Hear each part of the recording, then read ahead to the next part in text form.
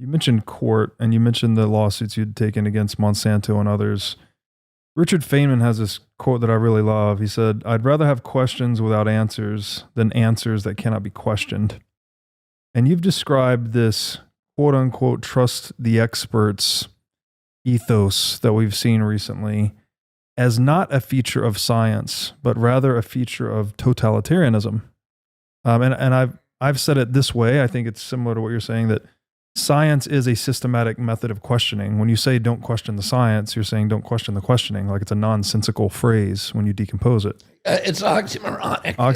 Exactly. Science is dynamic. It's always changing. Yes. I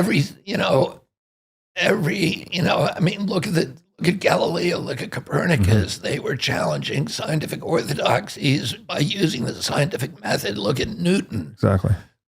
Look at, any scientist in history, Einstein, et cetera. They moved science from a consensus to, a new paradigm. Yeah.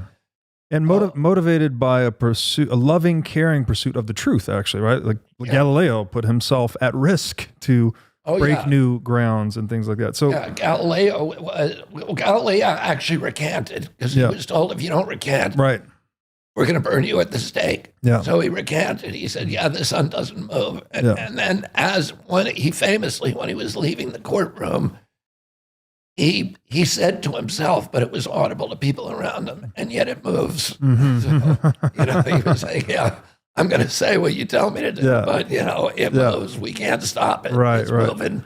So what I want to ask is, people need to have a reverence for truth to pursue it honestly. That's basically what science is, as we've described. Yet now it seems like in this world of money printing that experts can really just be bought, right? As you were saying in your court case, that you brought certain experts, Monsanto brings certain experts. What can we do to instill a reverence for truth among these so-called experts? And where does the role of money printing fit into this? Because it seems like you can use the money printing then to create whatever experts you need and engage in acts of social engineering. So I kind of like there's this weird metaphysical connection between honesty and overcoming addiction. There seems to be this problem with money printing. Like it's not true. There's an economic deception involved, and it's creating these false realities like false experts, propaganda, etc. So I'm sorry, that's kind of a complicated question, but what can we do in the face of money printing and social engineering in getting people to go towards truth rather than be engineered? Well, I don't know. I mean, some of those connections seem true to me, but although a little tendentious. What the Fed does is a lie, and it's a fiction that everybody believes. Right. That this money has intrinsic value, and it's the belief in it that actually gives it value. It's that consensual belief in it. So just like a lie, right? What the lie, if it's believed in, it has value. If not, it doesn't. It is a lie. But there's another issue about just what our purpose is. And I believe that God put us here for a purpose, which is to search for existential truths, which is, what is our relationship with our Creator ultimately. But, we do that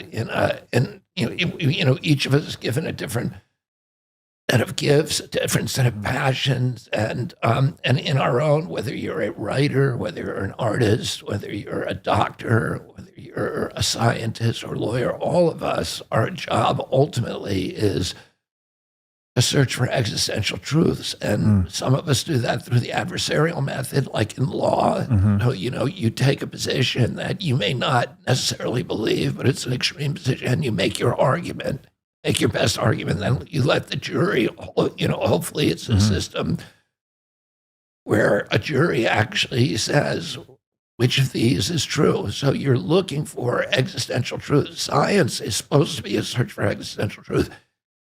it gets corrupted by money. Mhm. And, the scientists, and now most of the scientists in our country and in the world are employed by industry. And they're looking for ways to, I'd say the biggest group of scientists right now in this country is working for the processed food industry. And a lot of them moved over from big tobacco when tobacco started declining, and they're designing foods that are designed to not fill you up, to leave you hungry. They're designed food to contain ingredients that are addictive, that drive you to get more and more. Sugar or salts or a lot of other these artificial and synthetic chemicals. They design them to addict you to really bad stuff. So the whole thing is a lie. You're not eating food. You're not eating. You're eating commodities. Right. You're eating Chemicals. You're eating chemicals, and the whole thing is lies. So the system has been utterly corrupted. And I agree with what you said that trusting the experts. We were all told during COVID, trust the experts, but that's not a thing. Trusting the experts is not a feature of science. It's the opposite of science. It's not a feature of democracy. My father told me when I was a kid, said people in authority lie. And in a democratic system, your job is to maintain a constant posture of skepticism toward figures of authority. We're all part of our job of living in a democracy is to question authority constantly.